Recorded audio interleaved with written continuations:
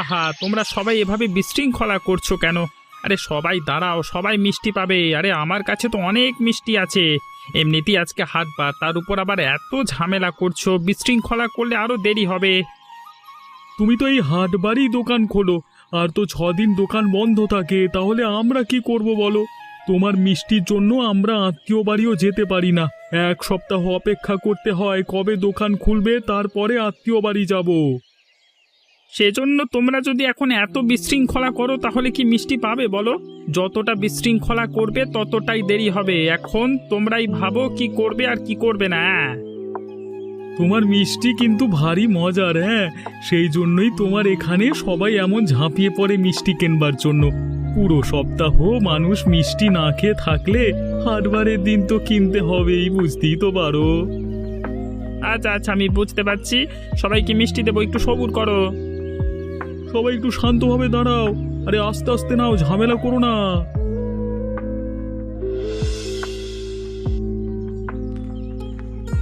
তা তো ভালোই মিষ্টি কিনেছ। কোথায় যাবে? মেয়ের শ্বশুর বাড়ি নাকি? হ্যাঁ, আরে না না, তেমন কিছু না, আমি নিয়ে যাচ্ছি বাসায়। এই ছেনাপোনারা সব আছে তো। তা তোমরা এখানে বসে আছো কেন? মিষ্টি কিনবে না? না না, আমরা মিষ্টি মিষ্টি কিনি না। রামনাথ বাবুর মিষ্টি আমরা খাইও না। আর মিষ্টি ভালো হলে কি হবে? লোকটা তো ভালো নয়। লোকটা আবার কি করলো তোমাদের? একবার ভেবে দেখেছ? এত মিষ্টি বিক্রি করে, অথচ ছোট একটা মাটির বাড়িতে অসহায়ভাবে বসবাস করে। তো এত টাকা পয়সা লোকটা কি করে কি? হ্যাঁ, কি আর করবে, 2 দিন পর পর দেখি শহরে যায়, নিশ্চয়ই সেখানে টাকা পাচার করছে। গ্রামের টাকা গ্রামে থাকবে তা না, শহরে পাচার করছে। এইটা কি গ্রামের জন্য ভালো হচ্ছে নাকি? আমি বাবা তো কিছু জানি না। মিষ্টি লাগবে সেজন্য কিনে নিলাম। সে তার টাকা কি করবে না করবে তা সে নিজে বুঝবে, আমার কি। এখন তো বুঝতে পারছো না, ঠিক সময় বুঝতে পারবে। আমার তো মনে হয় এই লোকটা শহরে কোনো অসৎ ব্যবসা আছে, না হলে এত শহরে যায় কেন? ওসব তোমরা জানো, আমি ওসব জানি না। আমি মিষ্টি কিনেছি, বাড়ি গেলাম, এসব কথায় আমার দরকার নেই, ঠিক আছে? তোমাকে এত করে বলি বাবা, দোকানে তোমার একার কাজ করার দরকার নেই, আমি তোমার সাথে দোকানে কাজ করি, তাহলে তো তোমার কিছু সাহায্য হয়। তুমি কেন আমাকে দোকানে যেতে দাও না? তোমার এই একার এত কাজ আমার তো দেখতে ভালো লাগে না। আরে আমি সপ্তাহে একদিন দোকান খুলি, সেখানে তুই গিয়ে আবার কি করবি? গ্রামের সব পুরুষ লোকেদের সেখানে আগমন, তো সেখানে যেতে হবে না, আমি সবটা সামলে নিতে পারবো। তবে আসলে আমার মাঝে মাঝে খুবই কষ্ট হয়। তুমি গ্রামবাসীর জন্য এত কিছু করো, অথচ তারা তোমার পিছনে কথা বলে। তুমি তো কিছুই জানো না, আমি সবটা জানি। কে বলেছে তোকে যে আমি কিছুই জানি না? আমি সব কিছুই জানি, তবু কিছু বলতে চাই না। আমি তো শুধু শুধু মানুষের সাথে ঝামেলা করি না, তা তুই ভালোভাবেই জানিস। সব সময় এমন চুপচাপ থাকতে হয় না, মাঝে মধ্যে প্রতিবাদ করতে হয়। শুধু শুধু তোমাকে নিয়ে এসব বলবে কেন? মানুষের কথা আমি কখনো ভাবি না রে। ওদের তো আর কোনো কাজ নেই, আমাকে নিয়ে হিংসা করাই ওদের প্রধান কাজ। আর দেখে আমিও সুখে শান্তিতে ভালোই আছি, তো কি করবে কি, জ্বলছে সবার। আমাকে নিয়ে জ্বলুক না, দেখতে ভারী মজা লাগে, বুঝলি? তুমি পারো বাবা, তোমার জায়গায় আমি হলে কোনোদিন এসব মেনে নিতাম না। কখন যে ঝামেলা বেঁধে যেত মানুষের সাথে। এবার বুঝছিস তোকে কেন আমি দোকানে নিয়ে যাই না? সেখানে নিলে তো এভাবে ঝামেলায় বেঁধে যাবে, বুঝলি? হয়েছে হয়েছে, তোমায় আর ভালো মানুষই দেখাতে হবে না। হাত মুখ ধুয়ে এসো, আমি তোমাকে খাবার দিচ্ছি।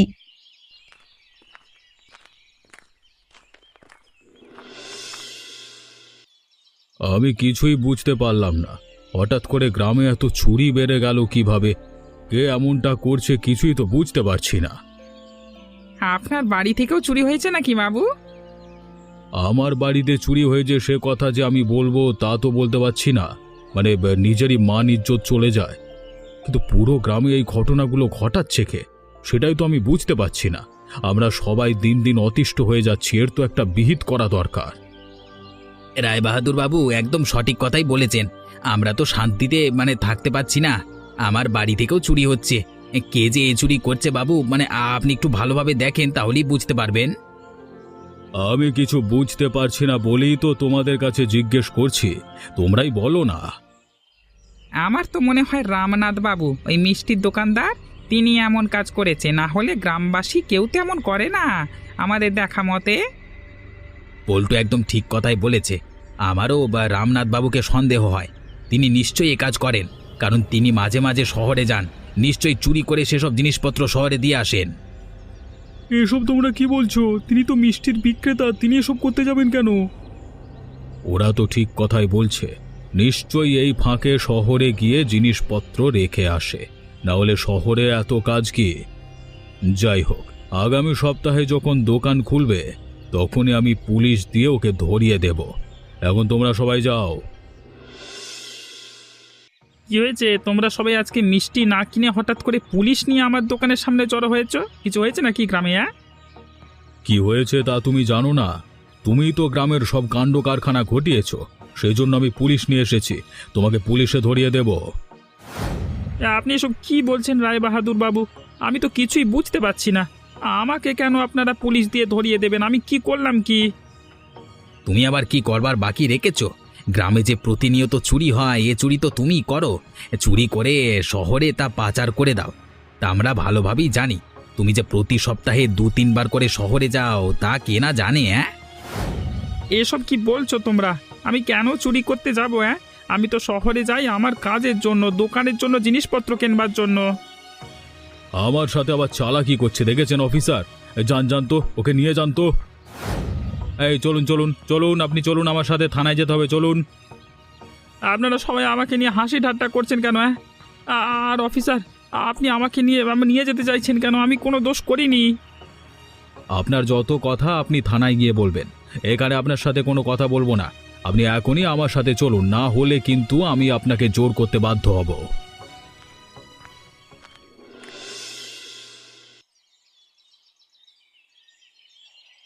এখনো সময় আছে, সত্যিটা বলে দাও বলছি, না হলে আরও কিন্তু মারবো। বয়স কম হয়নি তোমার, সহ্য করতে পারবি কিনা ভেবে নাও। আপনি শুধু শুধুই আমাকে মারছেন। আমার মুখ থেকে আর একটি শব্দ বের হবে না। আপনি কি চাইছেন মিথ্যাকে সত্য আর সত্যকে মিথ্যা বানাবো? আমি তাই জন্য এখানে বসে। আপনি মারলেও কোনো কাজ হবে না। মিথ্যাকে আমি কখনো স্বীকার করব না। কোনো কিচ্ছু মিথ্যে নয়। গ্রামের সবাই তোমার বিরুদ্ধে সাক্ষী দিয়েছে। যদি গ্রামের লোক তোমাকে এত ভালোই জানতো, তাহলে তোমার বিরুদ্ধে সাক্ষী দিল কেন? নিজেই চুরি করেছো, সবাই জানে। অনেকে আমার উপর হিংসে করে, সেই জন্যই আমার নামে মিথ্যে বদনাম দিয়েছে। আপনি দয়া করে আমাকে আর মারবেন না। তুমি বয়োজ্যেষ্ঠ মানুষ, এজন্য একটু কম মারছি, না হলে দেখতে এতক্ষণে কি করতাম। তাই বলছি, আর মার না খেতে চাইলে ভালোই ভালোই বলে দাও টাকাগুলো কি করেছো। আপনি কিসের টাকার কথা বলছেন? আমি তো সেটাই বুঝতে পারছি না। মানুষজনের জিনিসপত্র চুরি করে সেই টাকা কি করেছো? তারপর শুনলাম নাকি গ্রামে ভালো মিষ্টি বিক্রি করো, তোমার অনেক টাকায় রোজগার হয়, সে টাকা কোথায়? আমার নিজস্ব টাকার হিসেব তো আপনাকে দেব না। আর গ্রামে কারো টাকা আমি চুরি করিনি, আবারও বললাম। সত্যি যখন বলবে না, তাহলে তো মার খেতেই হবে।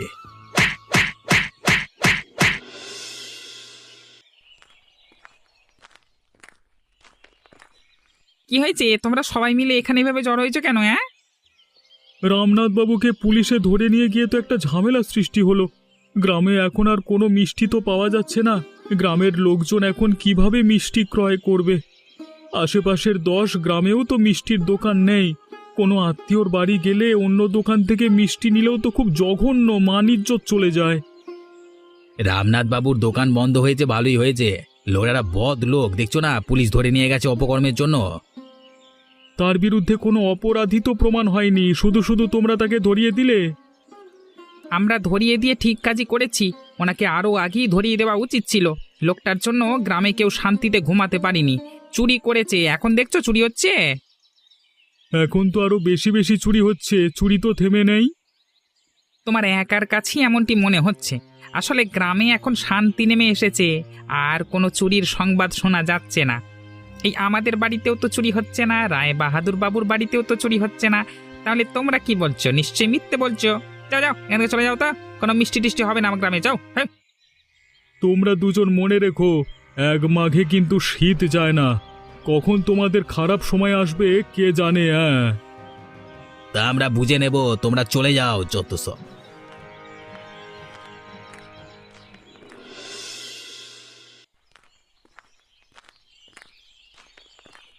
কি হয়েছে? তুমি এখানে কেন? আমি এখানে কেন এসেছি নিশ্চয়ই আপনি তা ভালোভাবেই বুঝতে পারছেন।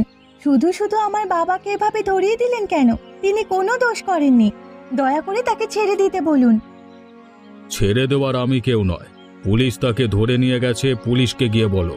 তারা যদি ছেড়ে দেয় তাহলে ছেড়ে দেবে। আমি পুলিশের ওখানেও গিয়েছিলাম, হাত জোর করে তাদের কাছে অনুরোধ করেছি। তারা আমার বাবাকে কোনোভাবেই ছেড়ে দিচ্ছে না। আপনি একটু দয়া করে আমার বাবাকে ছাড়ানোর ব্যবস্থা করুন। একটা চোরকে ছাড়ানোর ব্যবস্থা আমি করব না। তোমার বাবা একজন চোর, সেটা প্রমাণিত। আমার বাবা কোনো চোর নয়, আমার বাবা ব্যবসায়ী।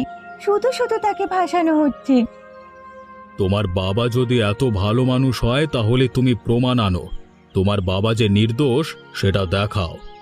তাহলে এমনি এমনি পুলিশ তোমার বাবাকে ছেড়ে দেবে। আমার কাছে এসে কোনো লাভ হবে না। আজ হোক আর কাল হোক, আমি তো প্রমাণ জোগাড় করেই ছাড়বো আমার বাবার জন্য। আমি ঠিক ছাড়িয়ে আনবো আমার বাবাকে, আর প্রমাণ করব যে আমার বাবা নির্দোষ। আপনাদের কি অবস্থা হবে সেটা কিন্তু বুঝে নিন। ওরে বাবা, চোরের মায়ের আবার বড় গলা, হ্যাঁ? বাপ হয়েছে চোর আর তার মেয়ে এসেছে আবার হুমকি দিতে। একদম তোকেও দেখবি লক আপে পুলিশে ধরিয়ে দেবো, একদম ভরে দেবো জেলে। হ্যাঁ, যা কেন, যা যা। আমি চলে যাচ্ছি, আপনার তাড়িয়ে দিতে হবে না। তবে মনে রাখবেন আমি কি বললাম।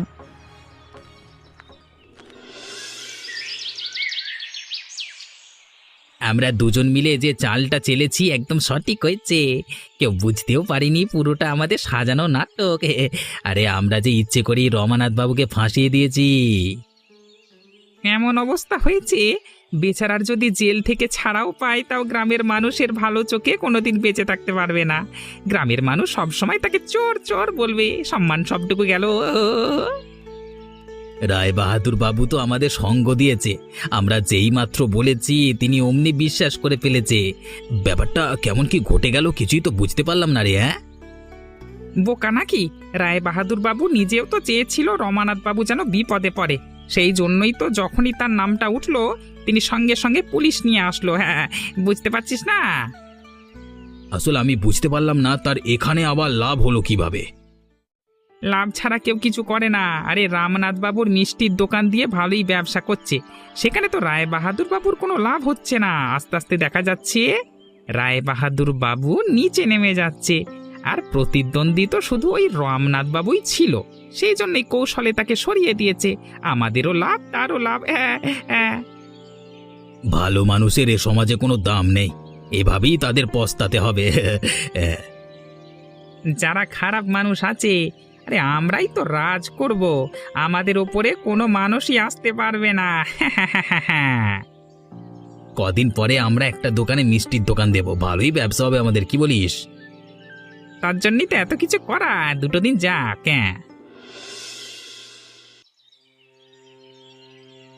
আমাদের আসলে কোনো দোষ নেই। তারা যেভাবে আপনাকে ফাঁসিয়েছে তাতে আমাদের কিছু করবার ছিল না। আমাদের কাছে তো কোনো উপযুক্ত প্রমাণ ছিল না, সেই জন্যই আপনাকে আটক করতে হয়েছে। এখন প্রমাণ হলো আমি দোষী নয়। আপনি শুধু শুধুই আমাকে মারলেন, এটা মোটেও আপনি ঠিক করেননি।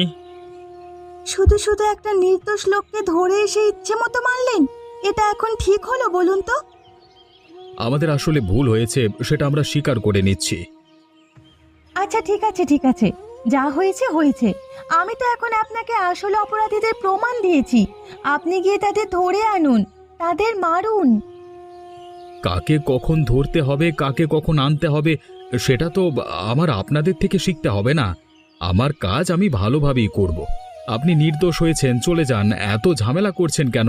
এখানে কথা বাড়াবেন না, ঝামেলা হবে আরো। দোষ করলেন আপনি, আর এখন অপরাধী কারা তাও প্রমাণ হলো, আপনি তাও তাদের ধরে আনবেন না? এটাই বুঝি আপনার আইন? হ্যাঁ, আপনাদের থেকে আমার আইন শিখতে হবে না।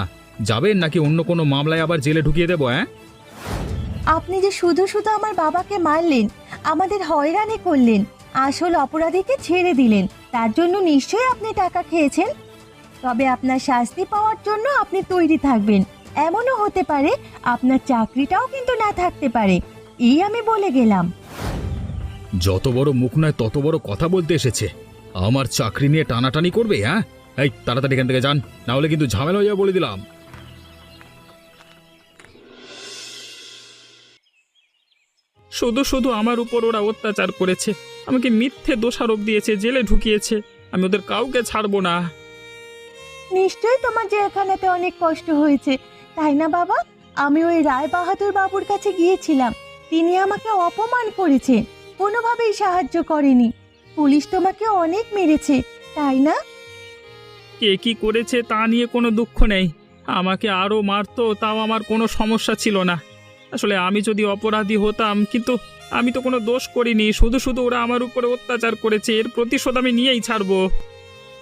এসব নিয়ে তোমায় আর ভাবতে হবে না, আমি আগেভাগে সবটা ব্যবস্থা করে রেখেছি। যেদিন তোমাকে অন্যায়ভাবে ধরে নিয়ে গিয়েছিল, সেদিন আমি ভেবে দেখেছিলাম এর প্রতিশোধ আমি নেব। শুধু সেই সংখ্যাটা দিন দিন বৃদ্ধি পেয়েছে। তোর কিছু ভাবতে হবে না, আমার মাথায় সব কিছুই আছে। তুই শুধু বাড়ির সমস্ত জিনিসপত্র গুছিয়ে নে, আজকে রাতেই আমরা এই গ্রাম ছেড়ে চলে যাব। আমিও এরকম কিছু একটা ভেবেছিলাম, জিনিসপত্র আমি আগেই গুছিয়ে রেখেছি। এখন শুধু রাত আসুক, বাকি কাজগুলো সেরেই চলে যাব। ওই পুলিশকেও আমি ছাড়বো না, আমি একবার এই গ্রাম থেকে বের হই, তারপর ওর ব্যবস্থা আমি করে ছাড়বো, মনে রাখিস। রাগে আমার গায়ে দাউ দাউ করে আগুন জ্বলছে বাবা। তোমার থেকেও আমার বেশি কষ্ট হয়েছে। গ্রামের সবাই আমাকে নিয়ে অনেক বাজে কথা বলেছে, তোমাকে নিয়ে আমাকে চোরের মেয়ে বলেছে। আমি কিচ্ছু ভুলে যাইনি। যা যা গুছিয়ে নেওয়া দরকার সব কিছু নিয়ে নে, অপরাধীদের শাস্তি দিতেই হবে। সমস্ত কাজ তো শেষ, কিছুক্ষণ পরেই সবাই আসল মজা বুঝতে পারবে। বাবা, তুমি যেভাবে এদের শাস্তির পরিকল্পনা করেছিলে তা একদম বাস্তবে রূপ নিয়েছে। আমার মনে এখন শান্তি লাগছে। আমার বাবার অপমান তো আমি কোনোভাবেই মেনে নেব না। দোষীদের যখন কোনো শাস্তি হয় না, তখন নিজেরাই তাদের শাস্তি দিতে হয়। ওদের পাপের পাল্লা ভারী হয়ে গিয়েছিল, তাই ওরা শাস্তি পেয়েছে। আমি তো কারোর কখনো কোনোদিন ক্ষতি করিনি। গ্রামে একটা ব্যবসা করতাম মাত্র মিষ্টির, তাতে মানুষ আমার উপর হিংসে করেছে, আমাকে এত দূর নিয়েছে, আমাকে প্রতিশোধ নিতে বাধ্য করেছে। না হলে গ্রামের মানুষের সাথে এমন ব্যবহার আমি কোনো দিনও করতাম না। এ গ্রামে ভালো মানুষের কোনো দাম নেই। তুমি একদম ঠিক কথা বলেছ। আমি তোমাকে একজন আদর্শ বাবা হিসেবেই চিনি। তুমি কখনো খারাপ কাজ করনি, তা আমি ভালোভাবেই জানি। শুধু শুধু তোমার ওপরে দোষারোপ করা হয়েছে, মিথ্যে দোষ দেওয়া হয়েছে। ভালো মানুষের কোনো দাম নেই। তবে বাবা, একটা কথা। কি কথা বল? আমরা এখান থেকে কোথায় গিয়ে থাকবো? এই যে আমি বারবার শহরে গিয়েছি, তা গ্রামে তো কোনো ঘর করিনি। হ্যাঁ, তাই এখানে যা জমি ঘর ছিল সেটারই দেখাশোনা করেছি। আর আমরা শহরে যে নিজের বাড়ি আমি করেছি সেখানে গিয়েই উঠবো। তাহলে আগে ভাগেই তুমি সবকিছু ঠিক করে রেখেছো। তাই হোক, ভালোই হলো। তাড়াতাড়ি চলো, এখন এই গ্রাম ছেড়ে আমরা চলে যাব। সূর্য ওঠার আগেই আমরা যাব, কিছুক্ষণ পরেই তো ভোর হয়ে যাবে। চল চল, পা চালিয়ে চল।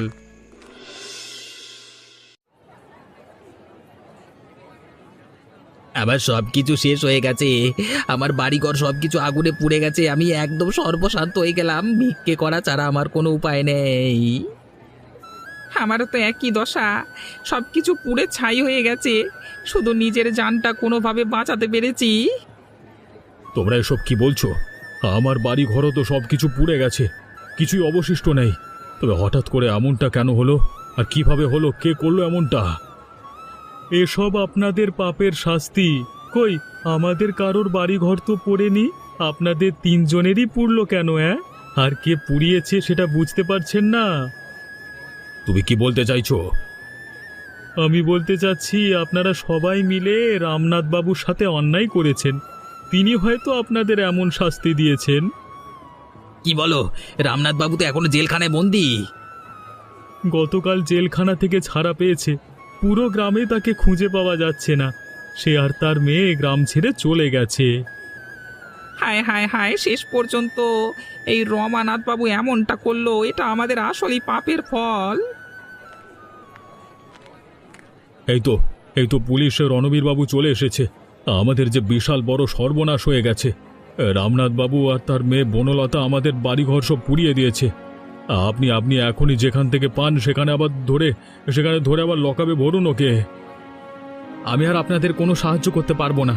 আমি নিজেই তো থানা থেকে পালিয়ে এসেছি, আমার চাকরি চলে গেছে। অন্য সব পুলিশ অফিসার আমাকে ধরবার জন্য নেমে পড়েছে, সেজন্য আমি আর পুলিশের পোশাকও খুলতে পারিনি, পালিয়ে এসেছি। একদম ঠিক হয়েছে, পাপীদের শাস্তি এভাবেই হয়। রামনাথ বাবু একদম উচিত কাজ করেছে। এখন আর তোমাদের কেউই বড়াই করতে পারবে না। আমরা গ্রামের সবাই মিলে এখন গ্রামটা চালাবো। বেশি কথা বললে তোমাদের সবাইকে গ্রাম থেকে বের করে দেব। আমি এখানে বেশি কোন কথা বলতে পারবো না, আমি যাচ্ছি। রায়বাহাদুর বাবু, আপনার কাছে কিছু টাকা পাই, পাঠিয়ে দেবেন কেমন? রায়বাহাদুর বাবু নিজেই তো এখন পথের ভিখারি, আপনাকে টাকা দেবে কিভাবে?